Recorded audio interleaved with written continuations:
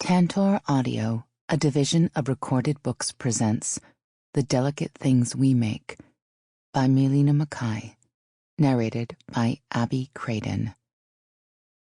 I can be changed by what happens to me, but I refuse to be reduced by it.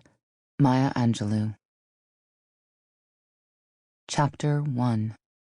The Edge of Beautiful. Despite being covered in dog fur, slobber, and probably other canine bodily fluids, Jamie Walker cheerfully inhaled the chilly spring air and allowed the wind of change to fill her soul with possibilities.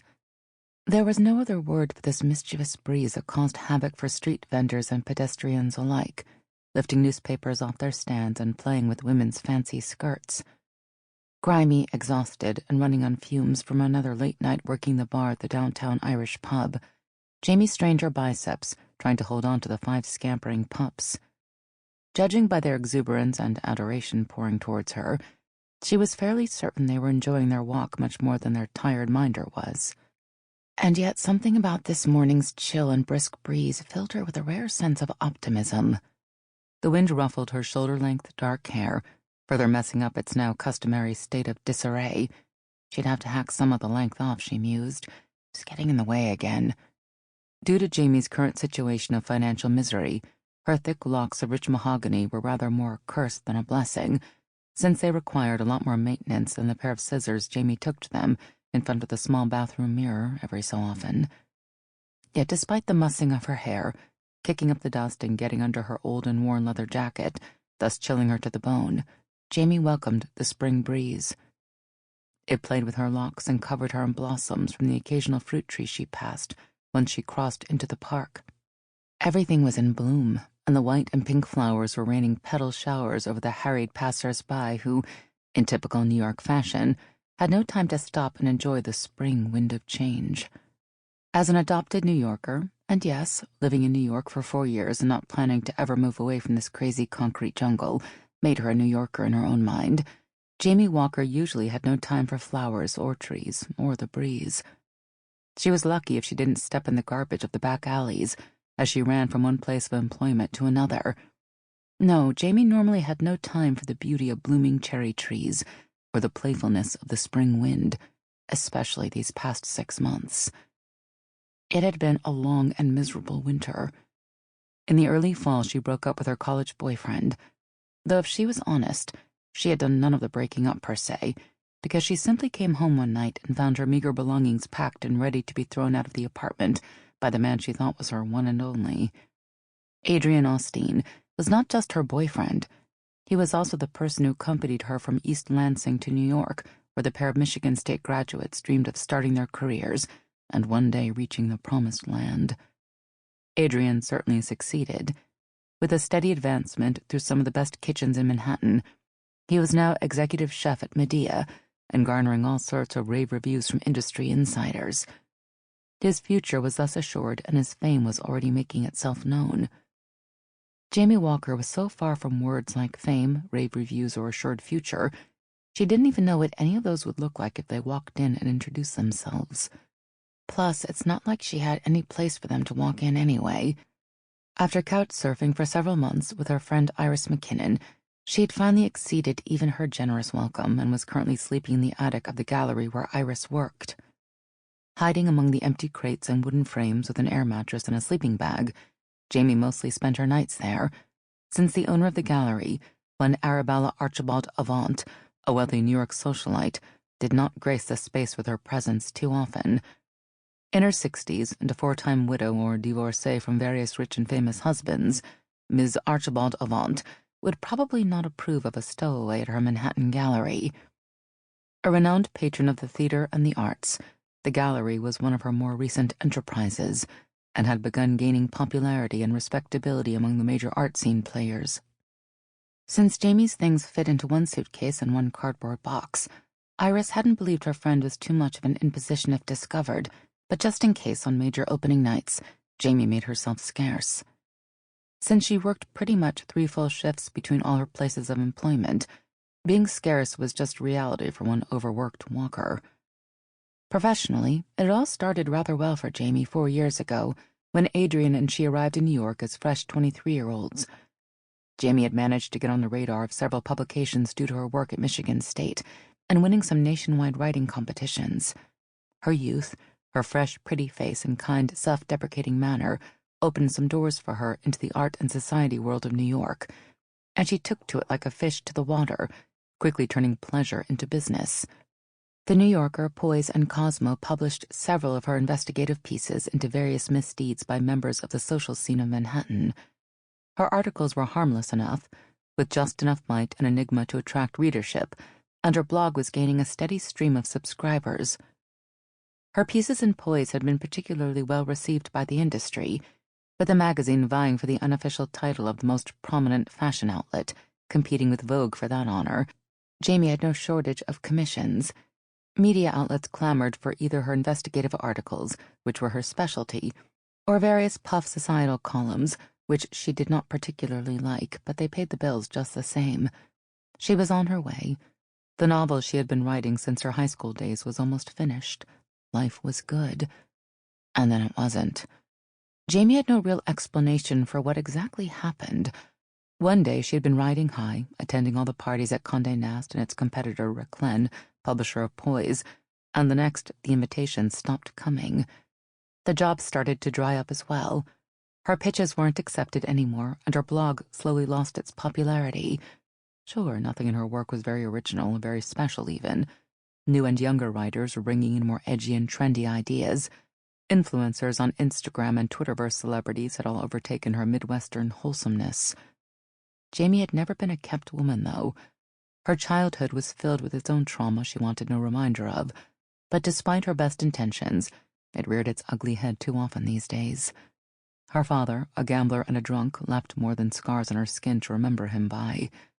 Upon his death, the family discovered huge amounts of debt that he had amassed from legitimate and illegitimate sources. Her mother's depression took a turn for the worse, making her virtually a hermit, never leaving their house in Green Bay, Wisconsin. Her younger brothers had invariably joined the armed forces and were either deployed or otherwise engaged in the operations of various military branches.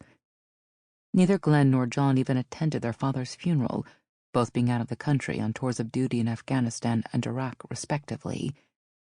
And with their youngest, Tully, enlisting right after the burial, none of them had much ability to help bail out their mother. With the debt being so huge and the house mortgaged through and through, she would most certainly lose it if somebody didn't pay up, and so Jamie had found herself being that somebody.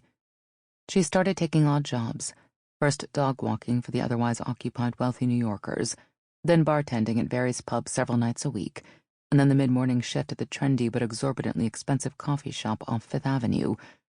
The time to write, get creative, finish her novel, and pitch new articles dried up entirely, being replaced with simply trying to survive in the concrete jungle of Manhattan. Adrian, with his newfound success, did not wish to continue being associated with the person who walked the dogs of his affluent patrons. When he asked her to vacate the premises of their village apartment, her shock was so massive and her heart so broken that she quietly picked up her one suitcase and left to stay with her friend. When Iris's new boyfriend found her presence on their couch somewhat inconvenient for their budding sex life, her friend had relocated her to the Archibald Avant Gallery attic.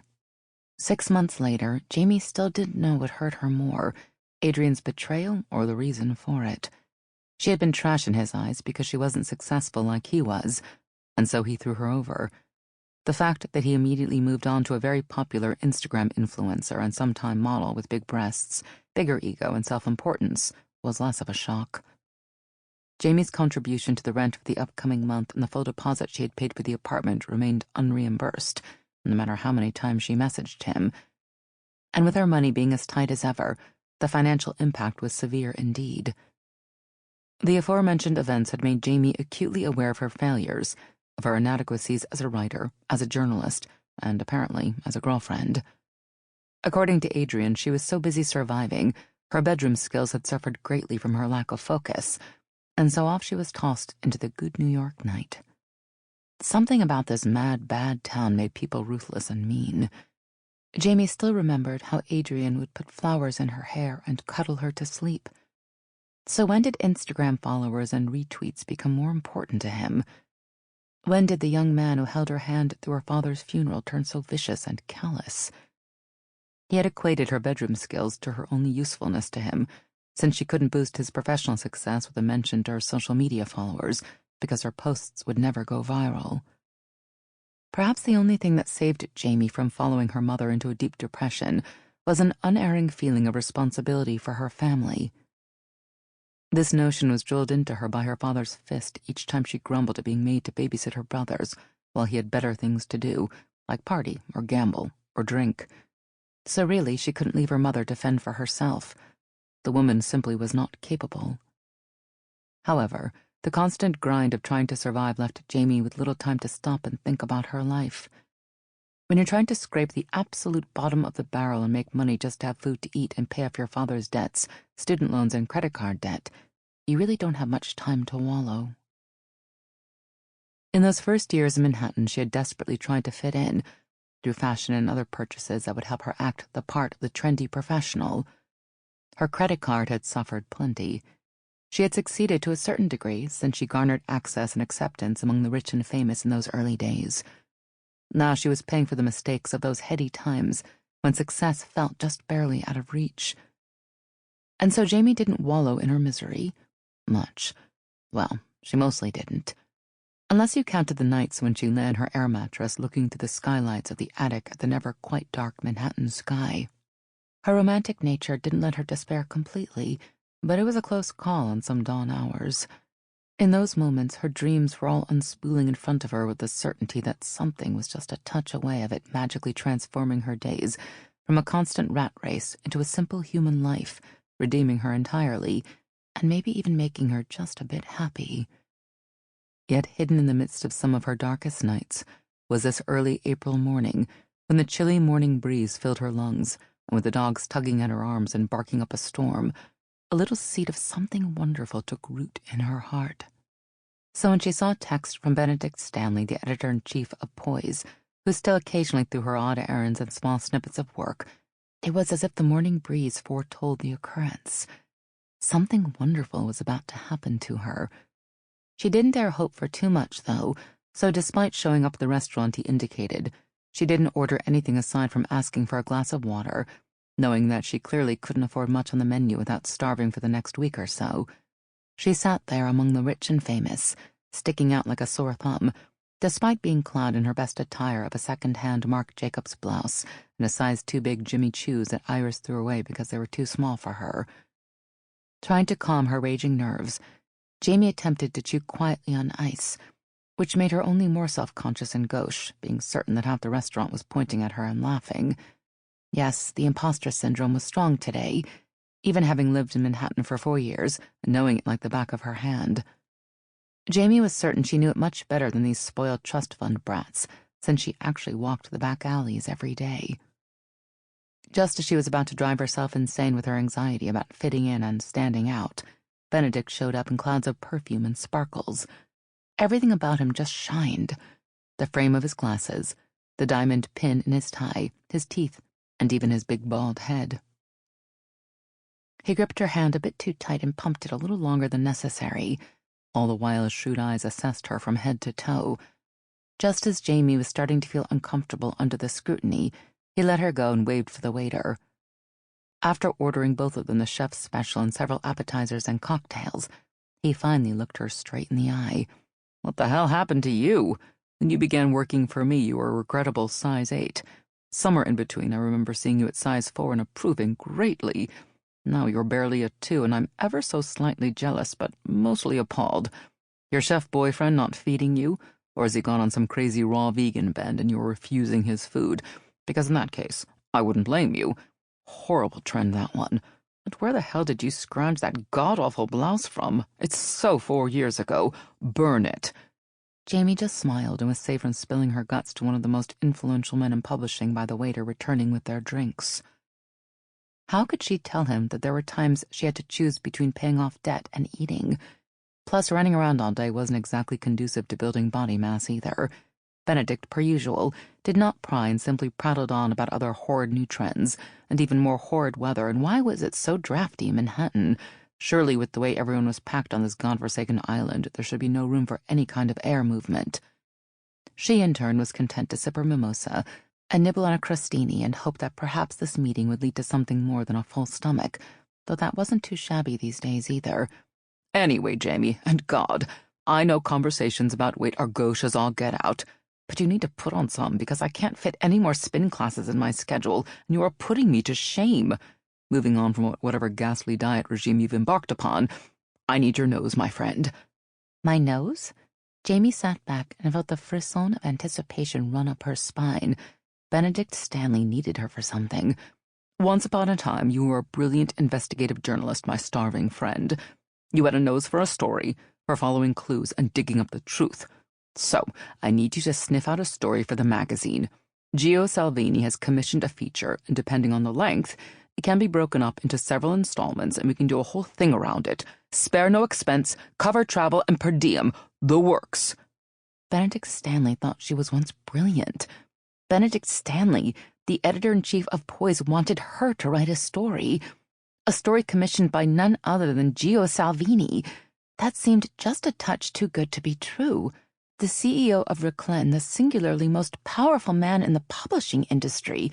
No offense to Benedict, but Gio was the biggest boss in town, and he wanted the humble, mostly unknown journalist Jamie Walker to do an investigation for one of his biggest magazines. He would publish it in several featured stories and pay her travel and per diem expenses on top of the fee. It was a dream come true indeed. She could drop the dog walking in the coffee shop, and depending on the fee, perhaps keep her shifts at the pub, just to make sure she still had something to fall back on once the investigation was over.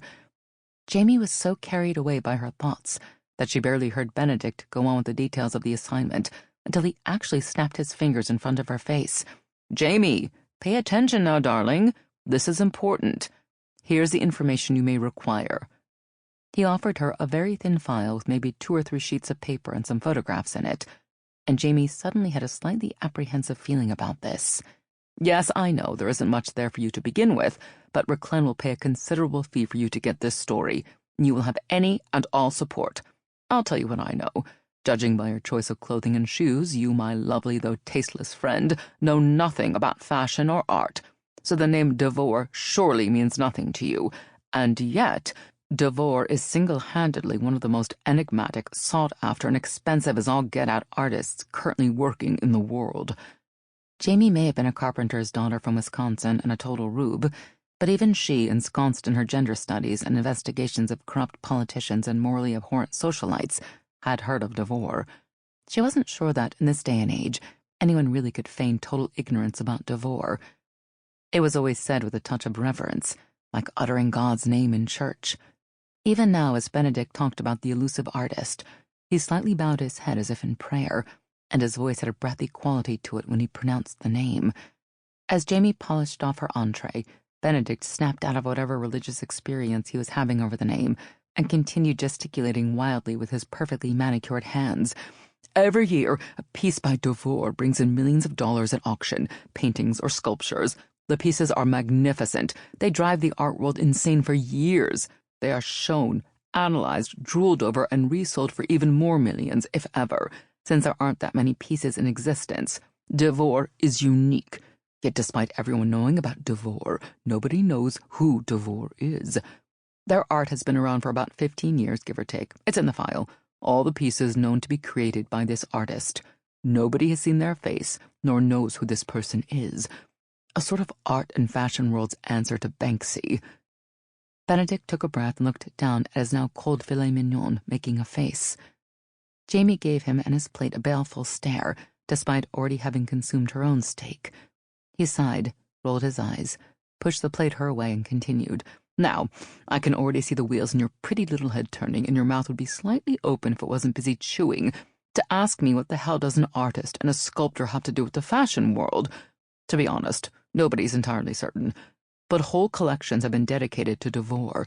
The fashion houses are mad for their art, and not many people can say why and how one relates to the other. And here's where you come in, darling. Jamie waited, but he just waved his manicured hand in her direction, took a sip of his very dry martini as if it was self-explanatory. Jamie patted her mouth with the napkin, remembering some manners, and opened the folder, noticing that she was indeed right. There wasn't much there.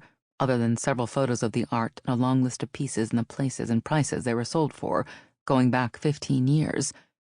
Even the absolutely ignorant in arts and fashion Jamie Walker recognized some of the titles on the list. Still, one question bothered her, and she wondered how desperate she really was, and if she would even take this job if Benedict didn't satisfactorily answer her. Why me, Benedict? Not only am I a nobody, but I also haven't written or published anything in ages. I have very little contacts left, and this world of arts and fashion is a bit off my usual stomping ground. Benedict just smiled at her serenely, as if she was a less than bright child. Precisely, darling. You are a nobody in the scene. No offense, obviously. Nobody remembers you, and nobody will pay attention to you, a complete and total nobody sniffing around for DeVor. And if I'm to judge, and I am to do so, this work will involve a lot of digging and a lot of snooping and a lot of questions to be asked. So, entrusting this story to a famous journalist is not an option. Gio doesn't want an established name on this. If this established name fails, it will quickly become known that Reclen, nay, Gio Salvini, failed in getting a story. If you fail, nobody will ever know Reclen even commissioned this piece. It's very simple, darling, if not entirely pleasant.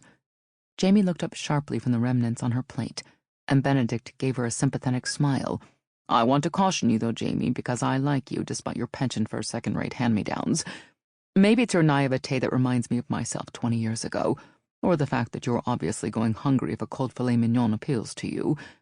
If you accept the assignment, Gio will expect you to deliver. The contract will be ironclad. Behind the many thousands of dollars you will receive for this story, you'll be bound by a lot of responsibility. And having worked for Gio for years, let me give you a fair warning. If you screw this up, you will never work in New York again. Jamie gulped around the suddenly forming lump in her throat. Take the folder home, darling. Do some research. Though I have to tell you from what I've gleaned from this, there isn't much to go on. And then call me Monday and tell me if you accept. If you do, my office will send you the contract. Then you'll have as well as signed your soul to the devil.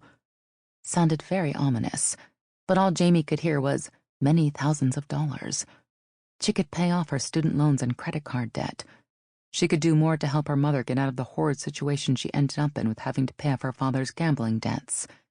Jamie would be free from all the crushing obligations that held her down. She would finally be able to focus on pursuing her dreams, and with this story under her belt, she would be a household name at Reclen, and perhaps in the publishing world, since DeVor was so famous. Surely she could track down a reclusive artist.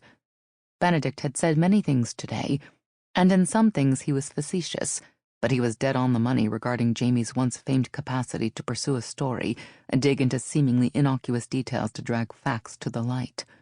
Besides, how hard could it be when the wind of change was clearly on her side, whispering of hopes and dreams in her ears as she walked briskly through the crowded Manhattan streets? This island had taken so much from her, but she felt like it was finally giving something back. She felt like something wonderful was just within reach. The April breeze would not disappoint her. Chapter 2. The Travel Back in Time. Jamie was exceedingly distracted during her shift at the pub that night. Thoughts and doubts permeated her mind, and she even messed up a couple of easy cocktails which she'd normally be able to make in her sleep. Her boss, a 6'7" former U.S. Marine with massive tattoo-covered arms and shoulders, could look pretty intimidating to some people. However, all Jamie had to do was catch his gentle and soulful brown eyes to know he was basically a big softy. Alternatively, she could show him a spider and he'd be climbing the nearest bar stool, thus effectively rendering his intimidating prowess null and void. They'd been friends forever, so when he gave her a raised eyebrow look over a less-than-dry martini, she just shooed him away, though she'd have more success pushing a tank than moving Wallace. Her mind kept going back to the less-than-subtle warning that Benedict had given her regarding working for Salvini, or selling her soul to the devil, as the Poise editor had phrased it. Jamie did not know Gio Salvini well. In fact, she didn't quite remember if she had ever met him, despite attending several parties thrown by either Poise or their publisher Reclen. There might have been a vague memory somewhere in the back of her mind, but try as she might, it always escaped her. Still, the man had a reputation as a ruthless competitor and a fierce adversary. He also was known as a kingmaker in his own right. Designers and journalists alike lived and died by his word. If one served him well, their career was as good as assured. And it was this one dream in the very depth of Jamie's heart that spoke to her louder than fear of failure, of blacklisting, of rejection. The dream of finally making it. Of having the security and the tranquility of name recognition, and the steady work that came with it. Because it would mean that the whole planet she was currently shouldering like the mythical Atlas could finally be shrugged off, and she could straighten her spine and breathe again, free of the crushing burden of debt and responsibility. The little dream that had been silent for such a long time, because daily needs of having to make ends meet and simply survive took precedence, had finally spoken up. And so Jamie dove into the research on DeVor the second she got back to the attic at the gallery and booted up her trusty laptop. Considering all the bad and useless purchases she had made during the last 4 years, investing in a high-end computer wasn't one of them. A writer had to have her tools. Googling DeVor was quite an experience in itself. Article upon article filled with what could generously be described as mass hysteria and generalized drooling, with people losing their minds over 2-feet-tall statues of ballerinas, dancers, and models strutting on the catwalk, and a whole bunch of paintings in pink popped up. Well, it was pink to Jamie, but as this one whole book dedicated to those paintings explained, it was millennial pink and apparently made a devastating impact on the fashion industry, in particular by attracting millennials back into the fold. Same for Gen Z yellow. DeVor somehow managed to influence a whole billion-dollar industry and assign colors to generations, or to seasonal fashion trends. Hermes had a whole orange collection. Apologies, tangerine. Jamie just rolled her eyes. It just all felt so pretentious. Ribbons, sashes, and weird colors. Jamie Walker of Green Bay, Wisconsin had no delusions of grandeur about her insight into the arts. Still, she could concede that DeVor's pieces were exceedingly realistic and pretty. There was something about the gentle lines of striking statues of bowing ballerina girls, and the vividness of the brushstrokes in the oil-on-canvas paintings. However, for the life of her, she couldn't fathom why this art commanded the exorbitant prices it did.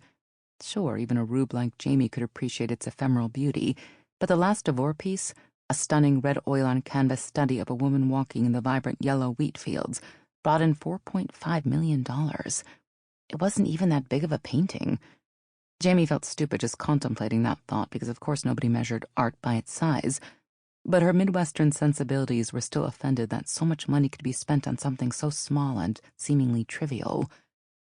She went to sleep that night, stretching languorously on her makeshift pallet, looking at the Manhattan night sky through the dusty attic skylight, still filled with the sense of possibility that the wind had awoken in her. She was also quite cognizant that in order for her to succeed at this assignment, she would have to really learn quite a lot in a very short amount of time. Still, Jamie fell asleep smiling.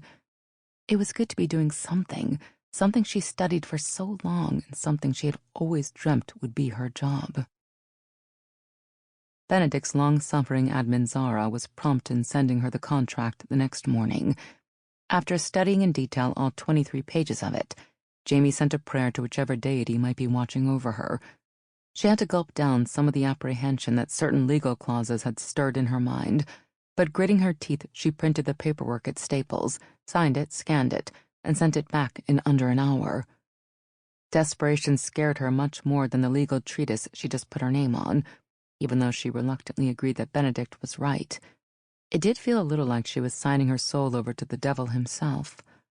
All the materials she would gather or produce under the scope of the work would belong to Reclen, together with any and all research, recordings, videos, interviews, etc. It seemed that even her thoughts would not be her own once it was all said and done. Her apprehension was somewhat assuaged by the various sets of numbers that were strewn across the document, a 5-figure amount if she put together the fee, the plane ticket costs, the per diems, and other expenses she would incur while jetting around the world, investigating DeVor. And so her hand was remarkably steady when she signed her name on the dotted line. In a matter of hours after Zara confirmed receipt of the paperwork, Jamie quit her various day jobs, only staying on as bartender at Wallace's pub. The bartending hours allowed her to work nights and left her free during the day to do whatever she pleased, but she was also just slightly apprehensive about quitting absolutely all her various places of employment. Reclen's money was nice, both the expenses and the final fee, but Jamie had always worked, ever since she turned 14, and it seemed too indulgent to stop right now. Plus, Wallace was a total sweetheart. Good bartenders weren't that easy to find, and Jamie knew she'd leave. Sample complete. Ready to continue?